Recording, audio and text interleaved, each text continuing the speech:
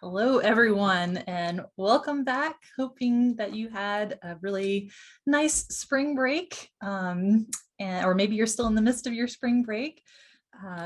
This is Dr. Carol. I kind of can't believe this is our last live stream for this class. Yeah. So you know the drill by now, right? So we have excellent guests here with us tonight. So Professor Laura Hope-Gill, Professor Spratley, and Professor Graydon are joining us here tonight to talk about narrative and storytelling as a tool that we can use. Y'all are welcome to get your videos on if you like, so everyone can see your faces, your wonderful faces here joining us this evening. To respect your time, as always, we will end right at 7 o'clock, so we might not get to all your questions, but please do ask them. If anyone is going to appreciate the questions that you ask as a part of this class, it's these three who have invested themselves in the power of story and conversation. So they really want to talk to you, so do we. We're also going to make this recording live on YouTube and Canvas tomorrow. And although this is our last live stream, it's not our last class, right, Dr. Carol? So we've been planning another event. Yes. So we're still working out some details for what that last event is going to be. But it will be a shared meal. So just like the one that we had earlier this semester, we're hoping that you can join us in person on LR's campus. Tomorrow, we're going to send out a sign-up sheet so that we make sure that we have room for you and we make sure that we have food for you. But we're excited to break bread with you again, right? So this metaphor of coming together has been kind of a central one for our whole class. The act of sharing a meal together makes the act of sharing difficult conversations easier in some ways. So we'd like to do that one more time with you as a class. But before we do that, let's have our conversation tonight. Dr. Carol, would you mind introducing? Yes, I am very excited to introduce my colleague, Professor Laura Hope-Gill. Professor Hope-Gill was born in Canada and has lived in the US, Britain, and Australia.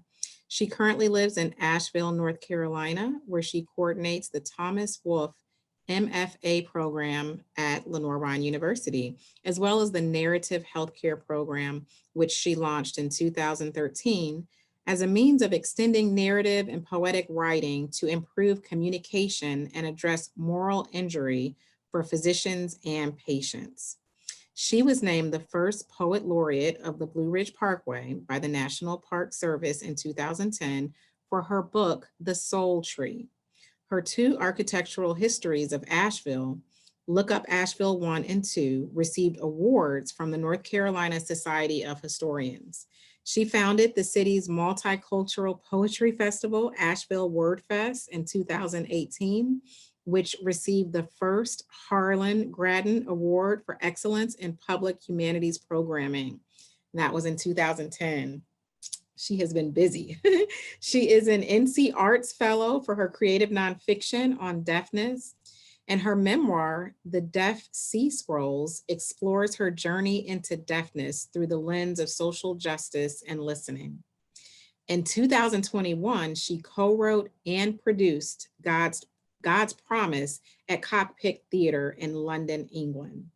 Her essays and poems appear in Bellevue Literary Review, North Carolina Literary Review, Missouri Review, Fugue, Parabola, and more. She contributes widely to the medical community through poetry and story workshops, and she's currently writing a novel based on her grandmother's experiences in a prisoner of war camp in China during World War II. Let us welcome Professor Laura Hope-Gill, and we will be hearing from her in just a moment. She will give a few remarks before we get into Q&A, but now we have two other very fantastic speakers to introduce.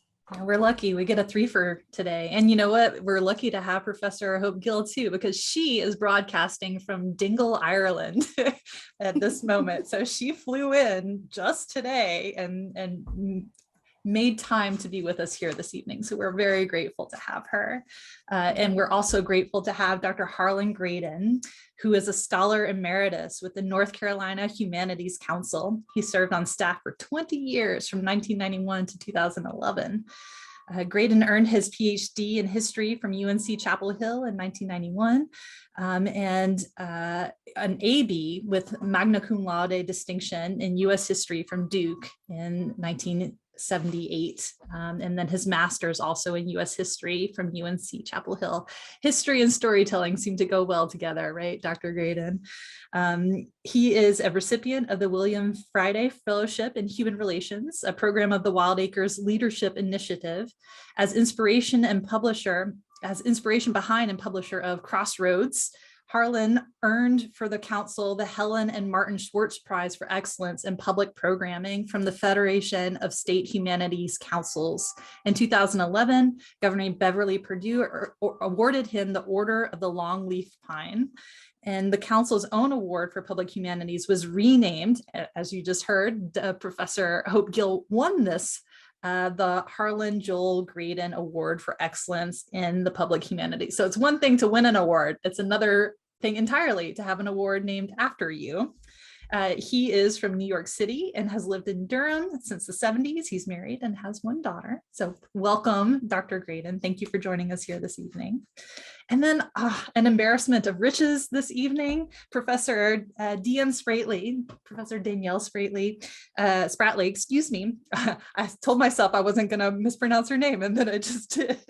I said it wrong in my head too many times. But she's been with us here at LR all semester as our current writer in residence. She's a third generation poet. Her writing has appeared in Poetry, 32 Poems, Shenandoah, the Lambda Literary Poetry Spotlight. She's received honors and awards from Princeton University, Sundress Publications, Rattle, and the North Carolina Arts Council. Her poem, Each Morning an Animal, was awarded the 2020 Sundress Press Broadside Contest Prize. And DM has been nominated for the Best of the Net and selected as a semifinalist for the 92Y Discovery Prize. Professor Spratley has studied comparative literature and creative writing at Princeton University, where she completed a creative thesis under the guidance of former US Poet Laureate Tracy K. Smith, and she received her MFA in creative writing from Hollins University.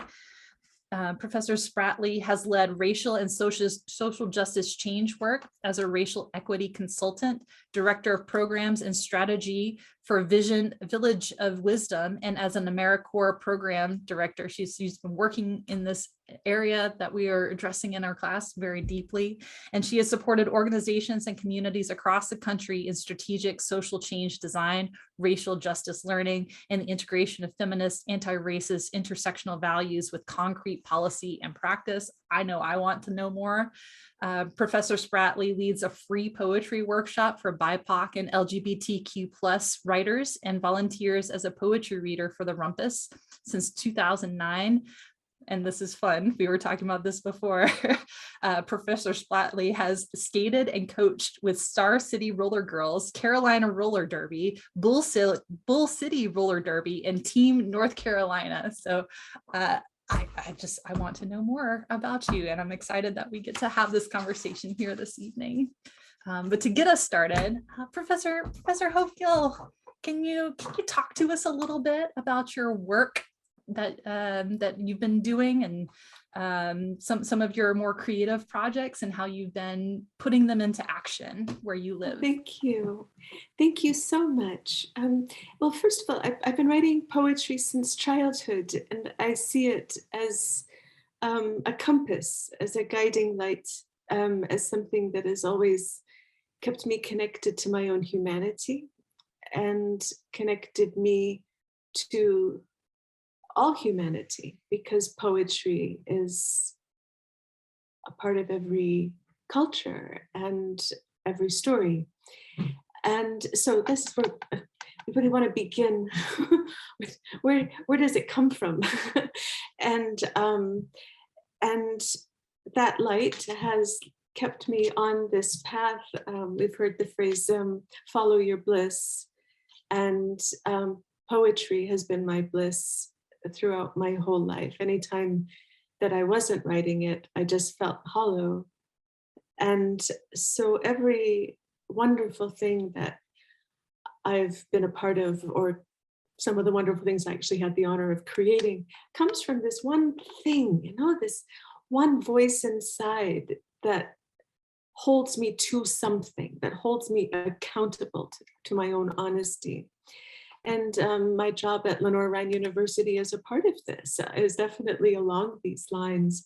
The Soul Tree book came to me when I had blown up my life. I'd worked 10 years as a boarding school, high school English teacher at a boys' school. And I was leaving. I got to a point where I said, I don't want to do this. There has to be something else. And Asheville Word Fest is a festival that I was in the seeds of developing. And I was so crushed by that job and knowing it was the wrong place that I actually felt I had to choose between my career and the poetry festival. And I chose to save the poetry festival and sacrificed my career for art, for poetry. And it's in developing that festival that I built this wonderful relationship with Dr. Graydon. He, at the time, was the grants administrator at the Humanities Council.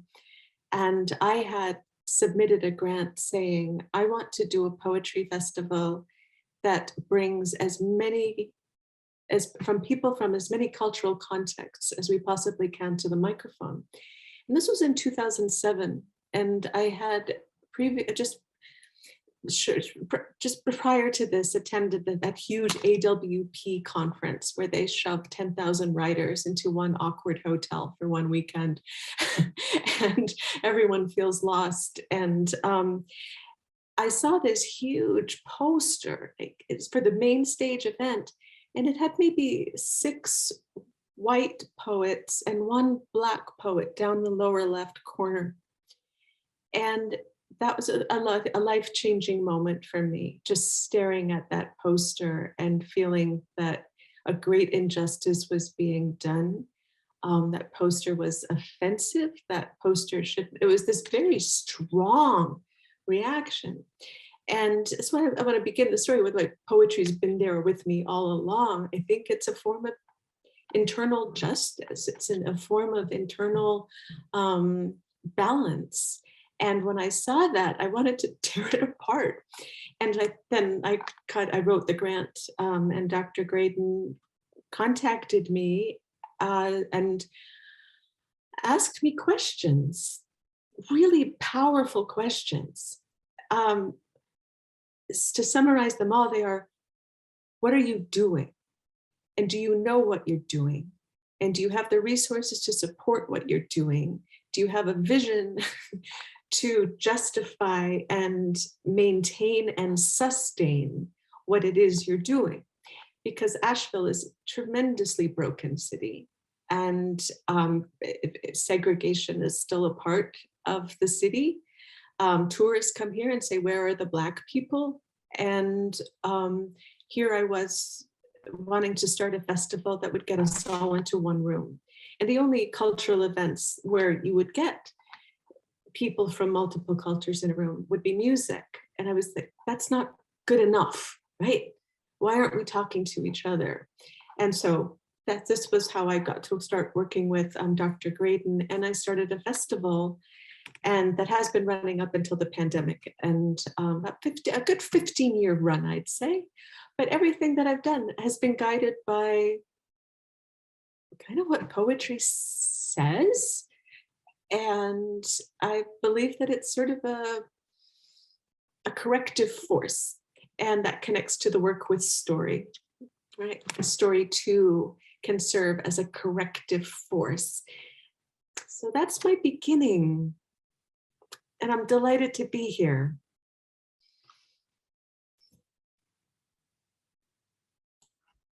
A corrective force. I love that. You know, here we are at the end of this class, and throughout the semester, the observation that stories, that narrative it's a powerful tool. It's risen time and time again. Some people have talked about limited narratives as a way of obscuring truth. So Dr. Macomb had us watch Chimamanda Ngozi Adichie's The Danger of a Single Story. and just last week, Professor Moss was talking about myths surrounding race in a theological context. But we've also had other professors throughout the semester, including Dr. Kim Price, talking about healthcare, and she had us consider different allegories as a way of kind of wrapping our head around race and race. So clearly, some stories are better than others at illuminating truth. And so my question, maybe we can start with Professor Spratley here.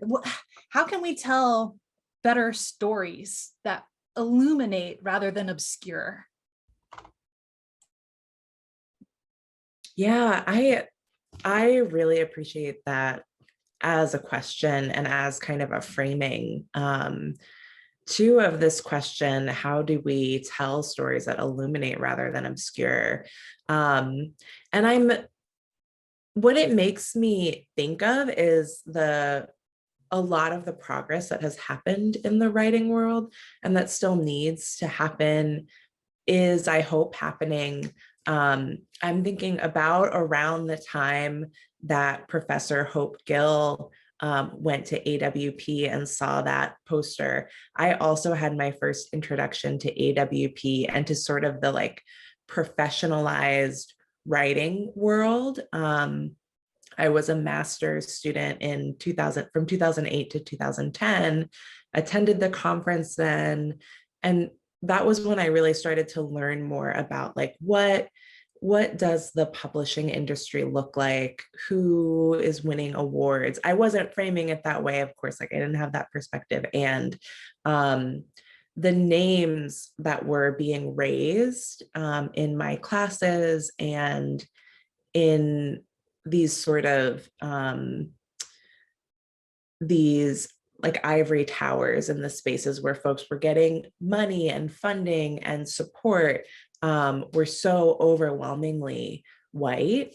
And I think so much of the answer to this question to me is about making room for, making space for, making opportunities for many other people to tell their stories. And I kind of almost want to reframe that. It's not about like making space for folks and inviting them in somewhere.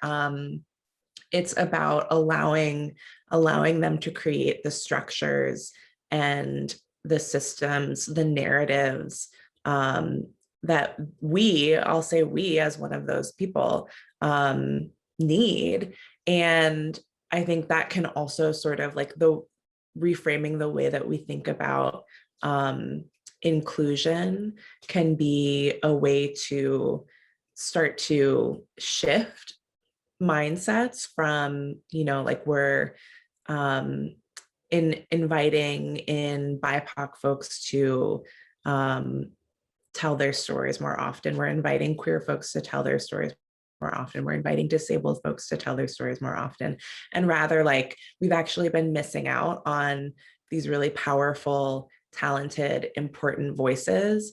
And we need to shift the systems that we have because we're all losing when those folks are not being heard. But I think in order to illuminate other narratives, there needs to be power given to power taken into the hands of, folks who have been traditionally and historically marginalized.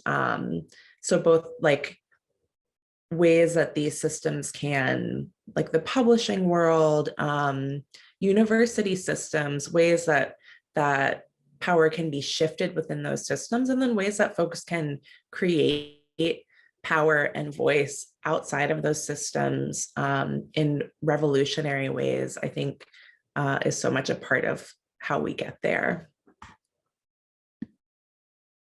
Dr. Graydon, do you have anything to throw? I know you've been working on power structures in the arts world.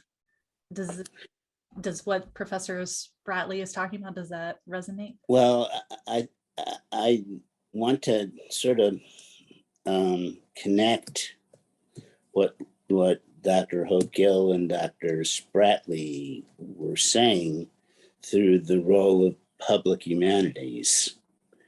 And interestingly enough, I had a job that was honoring and humbling, and got to work with the large diversity of the state of North Carolina, across gender, across sexual orientation, across color, across ethnicity. And one of the things that I was brought into the North Carolina Humanities Council to do in 1991, when the North Carolina Humanities Council was white, with a few token members who were of color, even if they couldn't transform themselves as an institution, they desperately wanted to change the kinds of grants that they gave, so that they did not go just to universities and just to academics and so forth. They wanted their grant program to look like the rest of the state. And my skill set was as a cultural historian, but also as someone who worked in community organizing and someone who worked in community economic development. So in a sense, I was luckily, I have to say, fortuna, the right person at the right time. And one of the things I worked hard to do was exactly change the practices of grant giving that Dr. Spratley was referring to increase the bandwidth, not just of who gets to participate, but the voices that we hear, right? Everybody has a voice. I hate it when there's the saying, well, we gave voice to, no, you don't give voice to anybody. Everybody has a voice. Everybody has a story. They may not be able to shout their voice because it's being oppressed, repressed by systemic racism,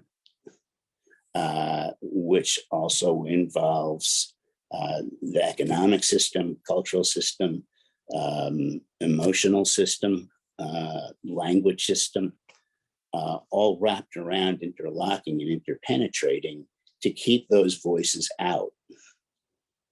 And there are lots of different narratives that we could go into if we wanted to. Colonialism, for example, which can be connected to poorhouses in 17th century England. That's a trope, that's a narrative. And how do you break out of a narrative that describes people who are other than white, Christian, and male as being people who deserve the respect, the resources, and the opportunity to shout their voice? It's not just saying their voice. Shout. Who's going to hear us scream? Says my friend Donna Latimer, who organized poultry workers in northeastern North Carolina. That is part of the process of change. Maybe one of the things we can talk about is whether that's enough and how much has to happen. And you'd also asked really two questions when you were saying, are there better arguments than others that illuminate? But the thing is that you can have arguments for really bad purposes that are just as good as arguments for really good purposes. because the stories are the articulation of who we are and what we know and what we aspire to be. And then the narrative becomes a compelling argument about what the meaning of truth is.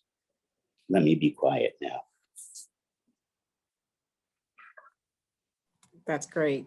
Dr. Newton and I were just chatting about, we want to ask this question next, and should we do this one? So we have lots of questions that we want to follow up with, and we didn't get to decide which one. So now I'm just going to pick. Thank you for that, both of you. And I think that you have really helped us just kind of get the conversation started as we start thinking about what are the narratives that we need to tell, how do we need to reframe, and what are the false narratives that we need to disrupt. And it caused me to think about particularly Professor Hope-Gill, your lecture, and in it, you kind of emphasize this, you make a pretty strong statement, actually. I jotted it down. You said, oh gosh, where is it? It's about reframing. You said, we are reframing humanity. And let's see. We are reframing the narrative of human history. This is why Yes. it feels so charged, and that humanity is reframing its own story. Right, yeah. And so I think we were like, can you elaborate some on just how you feel human history is being reframed, and what is narrative's role in framing or reframing our understanding, particularly of just race and the history of race in our country? So that's twofold. Hi, yeah. I guess it is a pretty big statement. My students are used to those. But I think what I'd like to say is there's two things from my own story that are driving, that among other things, that drive me. One is my grandparents were in a prison camp in China during World War II, and it was kept out of the history books. Only 9% of American textbooks mentioned the activities of Japan in China in the early 1930s because of the Code of Silence. And so in high school, after we finished the unit of World War II, I had the remarkable experience of raising my hand and saying, what about the prison camps in China? And my teacher said there weren't any. And a whole classroom of 15, 16-year-olds looked at me like I was crazy. And I felt I was crazy. My story didn't show up in the books, but my home was filled with that story, was deeply, deeply, deeply wounded by that story. That's one. Another is, I'm a descendant of the kings and queens of England. And so I had the great experience of growing up, being able to watch Shakespeare plays about my ancestors, and novels about the Plantagenet. Oh, great stories. Children being hidden under staircases, and oh, those crazy British royals. But my story was everywhere.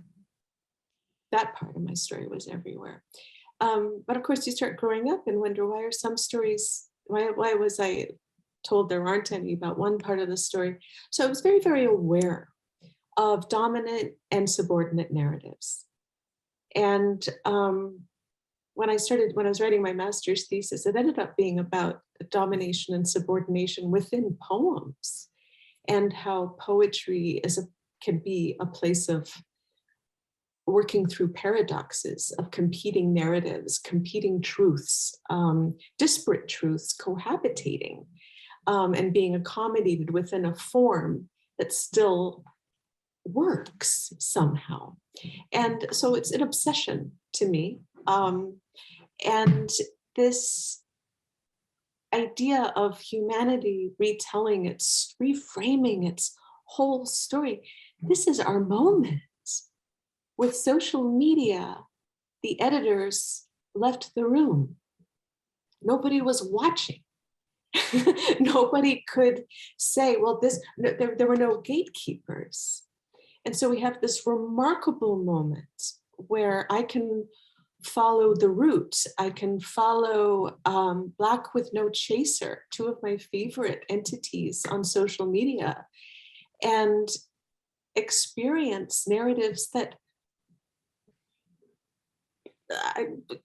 at Riverview High School in Siesta Key, Florida, I did not have access to these narratives. And now I get to write a play with a friend from Palestine and produce it in London. Because of social media, I got to see what was happening in Gaza and want to go deeper. So curiosity is what is driving our reframing. We're getting curious about each other. Like, oh, I didn't know we could be in a frame together. I want that frame. And I think a lot of us are feeling this. A lot of us are tired of being told something didn't happen when we know it did. We know it did. Thank you, Professor Hope-Gill. Any particular thoughts, and this is for everyone, on just the role that storytelling, narrative can play? We know it can play a role, but maybe some more specific ways that it can reframe our thinking on race and racism. And I'll connect that back to our very first speaker for this class. I think Dr. McComb kind of challenged us to unlearn what we had been taught about race. She said it starts with unlearning. Does that resonate with you all? Is it about unlearning, or what is it about storytelling that can really help us see things differently? Yeah, so I will jump in here and name that so much of what Professor Hope-Gill just talked us through was really like generative and rich for me to listen to. And I think, you know, our worldviews, our individual worldviews, our perspectives, how we move through and perceive the world and how we react to things is so important, right? And narratives shape our worldviews in ways that can feel inextricable from our sense of self. And so to shape narratives that provide more perspective and open folks up, I believe that the more that folks are able to understand, that most people will respond to that, right? Like not in a simplistic, like, you know, you can share your story with a staunch racist and that's going to change their mind. Not in that way. I'm not naming some kind of very like morally simplistic understanding of it, but just that I believe that most people can respond, want to be good, think that they are good, want to be acting in the world in ways that are positive. And I believe that some folks are very confused about what that is and what that means. And I think that can be true for anyone. We can be confused at a certain level and certain degree. But you see this framing of bigotry happening within politics, like this narrative right now that's happening around building this narrative that queer folks and folks in the LGBTQ community are groomers, are dangerous for children, that queer narratives are dangerous for children. You see folks trying to control the narrative around this topic and to frame themselves as victims and to frame then their bigoted and oppressive actions as good. So I believe that it's really important and can be fundamental for us. And there's this struggle over children in particular, because they want to get folks early, they want to get kids early, or really they want to keep kids in the dark until then they might be confused. And I think when it comes to race, like we can see really similar things, narratives around Black folks who are murdered by the police, who are killed at the hands of the police. And time again, we'll see narratives start to emerge in media about things in their past or in their present at the time. And the subtext is that they deserved what happened to them, and that's simply not true. But this attempt to control the narrative, to push the narrative, to skew the narrative is because people with that type of power understand how important narrative is. And on the flip side, I think that if we can show and celebrate and learn and engage with narratives that reflect the full spectrum of humanity and our full humanity. Like if I can engage with narratives that show me my full humanity as a Black woman, then I can build resilience against the spaces that do not see that, right? I had many similar experiences to Professor Hope-Gill growing up in Northern Virginia in my school system, where I had teachers who were just, to be frank, spewing racist narratives. And I challenged them. And I remember that shifting my worldview as well, because these were folks who, I was taught to trust, respect, put my well-being into their hands, put my learning into their hands as a child.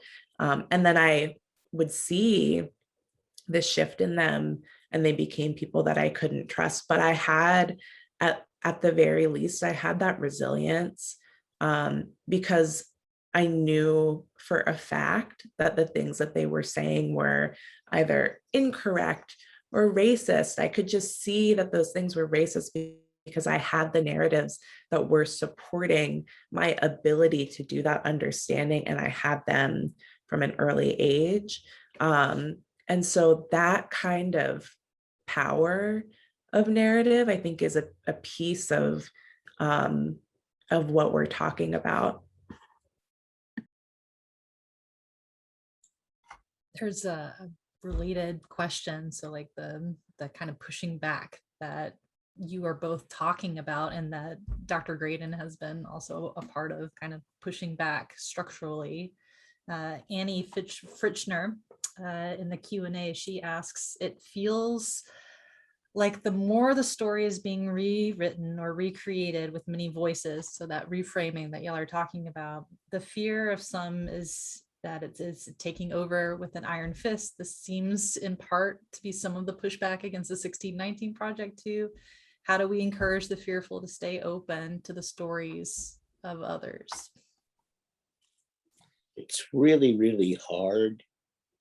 And we're at a really difficult place at this moment.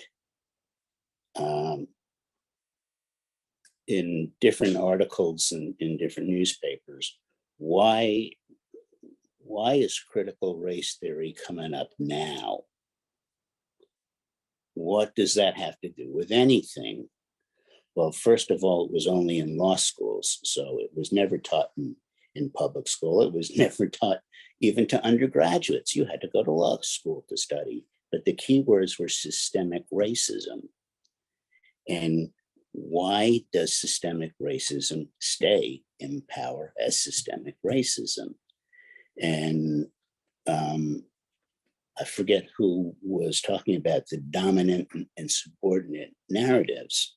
Well, why is there that asymmetry? What allows that to exist? And what do you need to do to fight back and transform? There are two quotes that are important to me. One is from the 1950s with the Catholic social worker Dorothy Day, who talks about revolution in the heart. Another is the great poet Gil Scott-Heron, who in 1970 says, the first revolution is when you change your mind. But so you got your heart, you got your mind, and narratives and stories are wrapping around and how that gets articulated and how people understand. But then he has this amazing poem called The Revolution Will Not Be Televised. And the poem, The Revolution Will Not Be Televised, is a sort of follow-up to, well, you got your heart, your mind, but you got to get out there and you got to live and you got to fight in the streets. From his vantage point in 1970, in the same way that Black Lives Matter emerges from the horrific deaths that white people are finally saying, oh my gosh, this is happening. Did you know this is happening? Well, oh yeah, for 400 years. But now those folks have sort of splintered away from Black Lives Matter and aren't helping to propel national attention. So who's getting national? Is it white people who are getting national attention? Yeah, white people get national attention. African-American people get less attention. But when somebody's knee is on somebody's throat for 8 minutes and you're watching it, you get national attention, and people begin to say, wait a second. So in terms of the question that this gentlewoman asked, why critical race theory now? Well, because there's this concerted effort of people who have amazing amounts of power, who control their state legislature, who control many state legislatures. In Florida, you can't say the word gay now. The governor signed that into legislation. In North Carolina, the legislation is talking about, and I'll be quiet, is talking about you can't teach race and stuff because it's going to be injurious to white elementary school students. So they're saying you can't teach. So yeah, we've got to do what we've got to do, all the things that Dr. Hope-Gill and Dr. Spratley have said, but we're under attack. You're muted, Laura. Oh, sorry, Harlan, you got me going here. One of my favorite scenes in cinema is from the movie Enough, where Jennifer Lopez is getting trained in Krav Maga by her trainer. I think it's Billy, I forget who it is, but and he says, what are you going to do? And he's punching, and he says, I'm going to fight. And when are you going to stop fighting? I'm never going to stop fighting. And I teach my students, I use that in my writing classes. I use that scene in my writing classes because every sentence has to land. And Annie, it's so good to hear you, Annie. Annie is asking, how do we help people stay open to stories? We just keep giving them. We just keep giving stories because a paradigm can shift. The brain can change, the heart can open, and stories, more than data, more than everything else that's been tried, stories are invitational rhetoric. They are one person telling another person that something happened. And after a while, you just can't fight that. This happened. And together, we can hold that truth and look at it together. And it's understandable that some people are saying, I can't even think about that. But together, we're thinking about it, and we'll get more people thinking about it. If it's okay for me to jump in, I think it's person to person to person. And all the things we're talking about have all these layered circumstances because it's happening on an individual level, it's happening on a community level, it's happening on a collective level, it's happening on a national level and an international level, or it's not happening.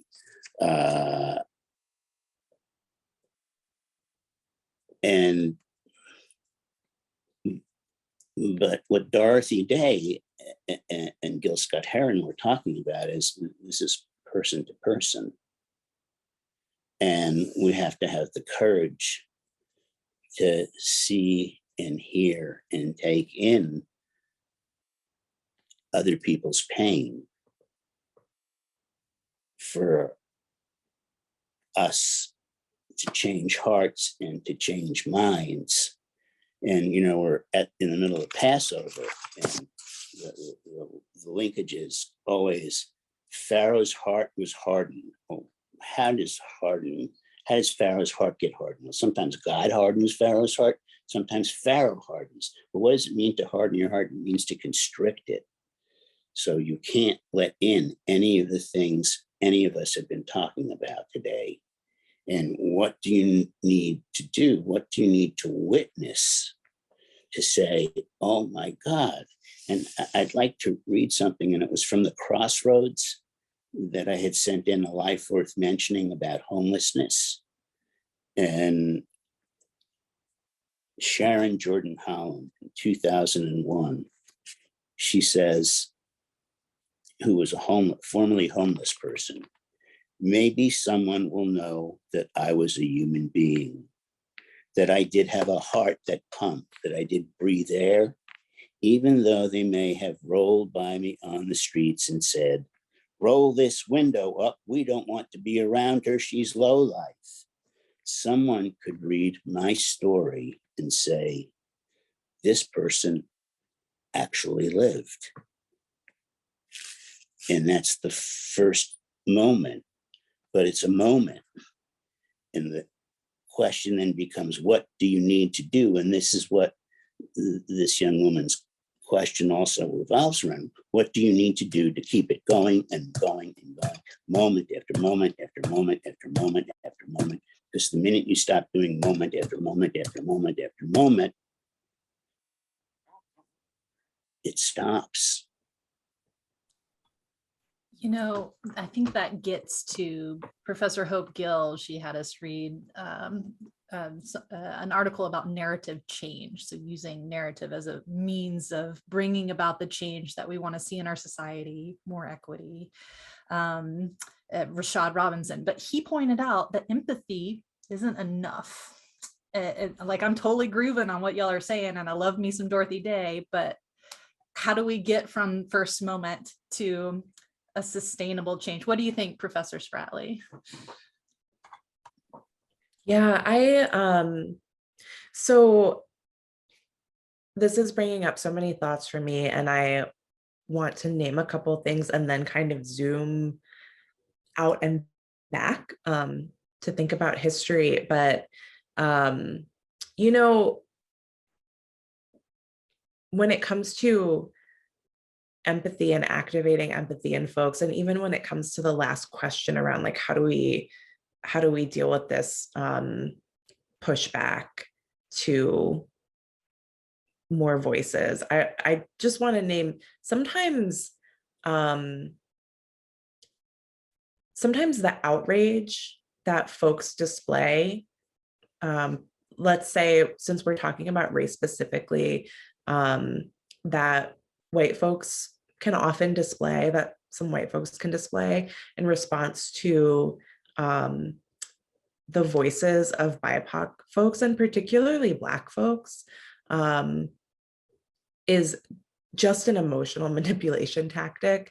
Like, sometimes they're really feeling things and they don't know what they're feeling, and they are just like not able to feel their feelings, and they've got a whole bunch of stuff that they need to deal with in therapy, and that's real. And also sometimes it is a deliberate emotional manipulation tactic. Like when we see legislators acting that way in Congress, they know exactly what they're doing. That's a rhetorical tactic that they're using. And sometimes it's both. Sometimes it's an inadvertent, unexamined, I won't say unconscious, but I'll say unexamined emotional manipulation tactic. And also they can't feel their feelings. And I think part of our work, if we do not want to be that person, and if we do not want to enable that person, and if we have people like that say we love or have enough investment in our communities, because we can't just throw all those folks away, right? We've got investment in those folks, whether they're family or friends or coworkers that we feel close with enough and safe with enough to do this work with. Sometimes we want to work with them and help them and support them. But please, just because that happens, don't feel like you have to respond to it. Like, part of our work is healing ourselves so that we're not triggered by that. That as a form of emotional manipulation, like that outrage is to create a response in the other person. And so we've got that work to do, that healing work to do for ourselves, to make ourselves more resilient, to build our own strength in the face of those things. And then there's learning how to work with folks, sometimes even in a trauma-informed way, in order to walk them through without ceding our values. You don't have to cede your values, and you don't have to see the other side in an equation where the other side is bigotry just because someone is getting worked up. So just like naming that piece of it. And then so some of the work that I did when I was at Village of Wisdom and before, through other work, has been looking at historical timelines and building historical timelines. When I was at Village of Wisdom, I built a historical timeline of the history of education for Black folks in the United States and the history of education for white folks in the United States. And something that you see when you look at that historical timeline, and when you pull data to look at that narrative in particular, is that education for the education of Black folks has been legislated as a deliberate tactic for the suppression of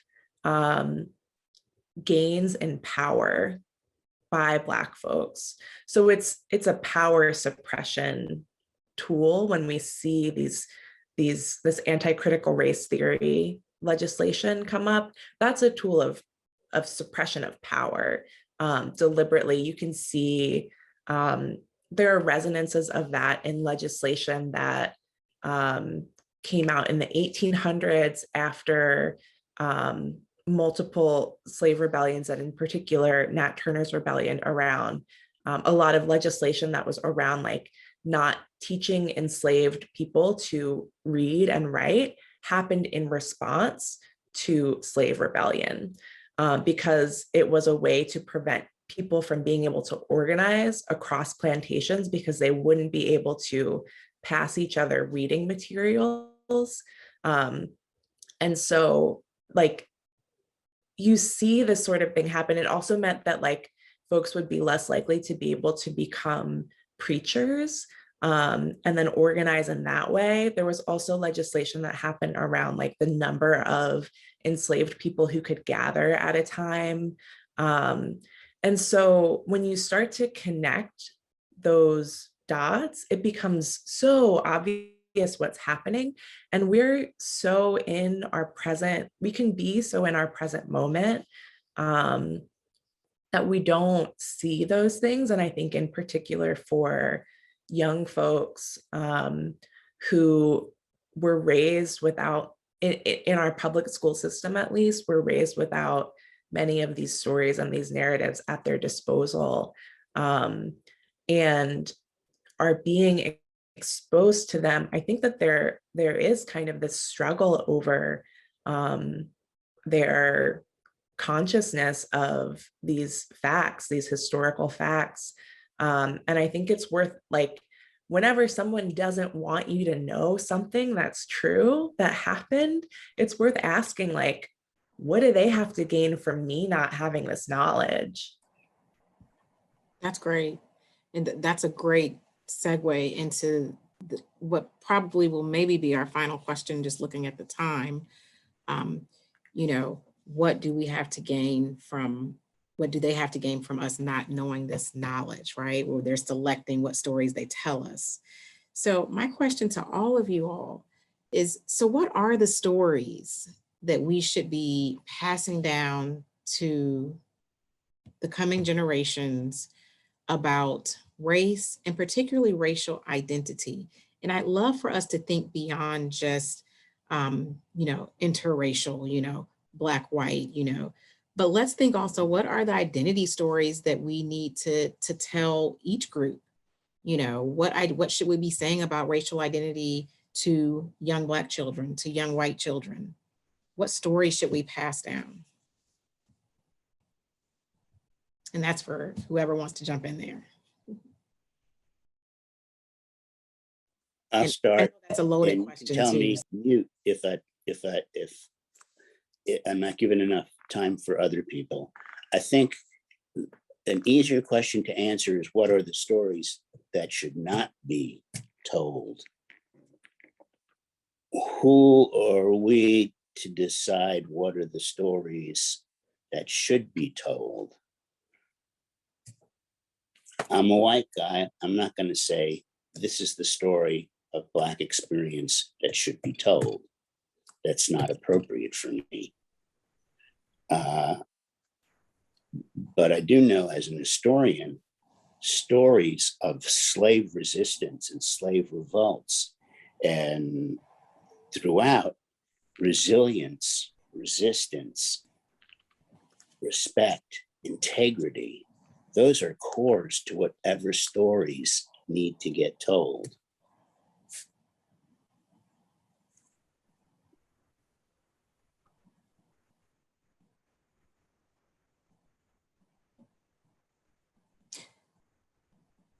I would love to kind of follow up that with the thoughts of, okay, what stories then, you're right, you probably cannot tell the, you know, the short story of the African-American experience, you know, having not walked in those shoes. But are there racial identity stories and racial stories that we need to pass down to white children? I mean, we're passing stories down. Everybody's getting a story. So do we tell one story? Right now, we've all got different stories, and they haven't been the best stories to shape us, right? Mm-hmm. So I think you just named it. I think you just named it, Dr. Carroll. We all have to tell our own stories and connect with our own stories, write our own stories, and just find out how challenging that is, because when we try to tell our own story, we discover we contain multitudes, and our stories contradict, and our stories interweave, and some stories just, oh wow, I can't even believe I thought that for 5 seconds, it just fades away.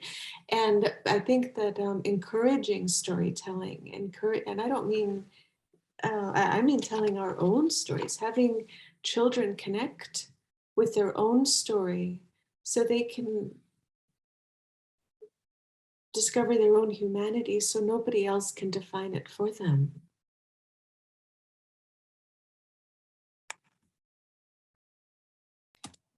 Get in there. Okay. Anyway, I was going to say that's great at 7 o'clock, but I think by telling our own stories, we then challenge that kind of master narrative that I think one of the videos that you had us watch for this week talks about, that dominant master narrative, if we can each have opportunity to share our own narrative. But on that, it's 7 o'clock and we said we're going to respect everyone's time. So I'm just going to thank all of you all for joining us. We always wish for more time. I know that we could go much longer, but the recording of tonight's discussion will be made available and posted on Canvas and YouTube tomorrow. And next week, as we mentioned, we'll have our final shared meal that will be in person on the Hickory campus. And we would love it if all of you all would join us in person for that event. We'll be posting a sign up sheet or a sign up form for that tomorrow. So please be looking for that in your emails. And at that dinner, we're going to just seek to kind of make some connections across the different disciplinary perspectives that we've discovered throughout this class. So thank you all very much. And thank you to all of our speakers. Thank you, Professor Hope-Gill, for all of the materials. And thank you, Professor Spratley and Graydon, for just joining us. Everyone take care. Thank you. This is humbling and a great honor. And I'm delighted and thrilled to be able to participate. Thank you very much. Thank you.